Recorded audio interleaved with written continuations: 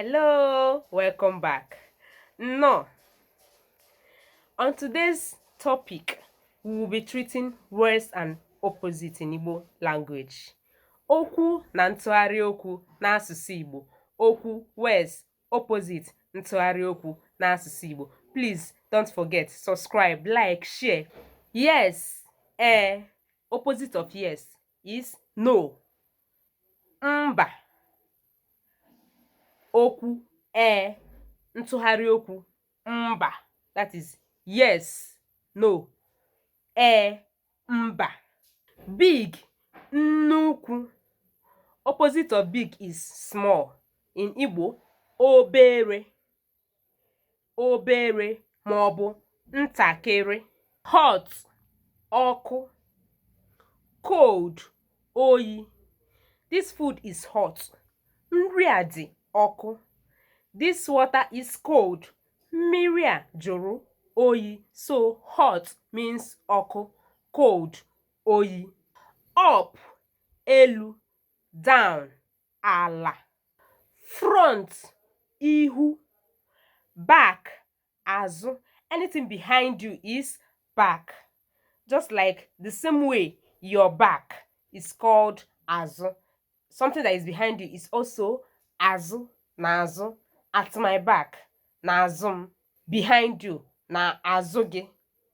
So back, azụ, front, ihu. Opposite of front is back. That is ihu. Ntụgharị okwu ihu bụ azụ. Fast, ọsịsọ, slow, nwayọọ. New, ọfụ. Old, ochie. Old, ochie. White, ọcha. Black, oji. First, mbụ maọbụ izizi. Last, ikpeazụ maọbụ ikpeazụ. The same thing. Some people call it ikpeazụ.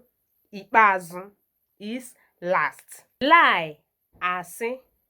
False, asị. Truth, eziokwu. Well, like true or false. Eziokwu, asị. True, eziokwu. False, asị. Lie, asị. Truth, eziokwu. Tall, ogologo. Ogologo. Short, mkpụmkpụ. Short, mkpụmkpụ. Remember, small is obele, but short is mkpụmkpụ. He is short. Ọ dị mkpụmkpụ. Yesterday, ụnyaa. Tomorrow, echi. Yesterday, ụnyaa.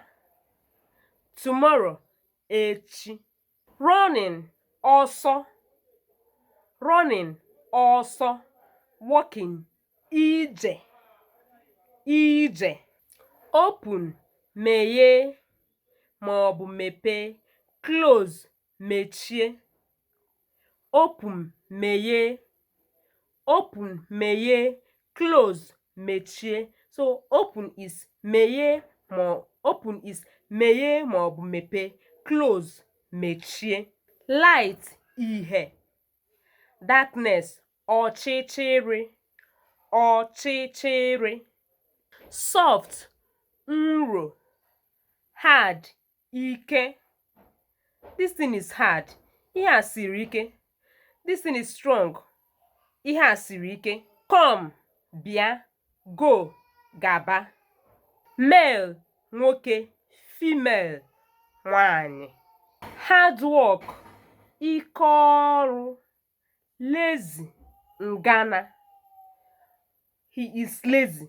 Ọ dị ngana. Entrance, mbata. Exit, ọpụpụ. End, nkwụsị.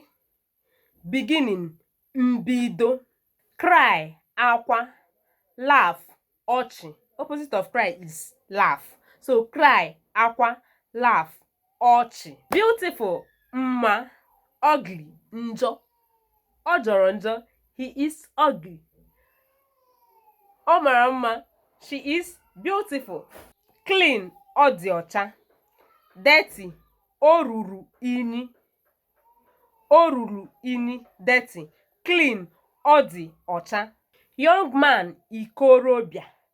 young girl, agbọghọbịa. Young man, ikorobịa. Young girl, agbọghọbịa. Don't forget to like, subscribe, share so that we can be able to form Igbo community. Ka anyị wee nwee ike ịhazi otu ndị na-asụ Igbo. Till next time, see you in my next class. Bye bye.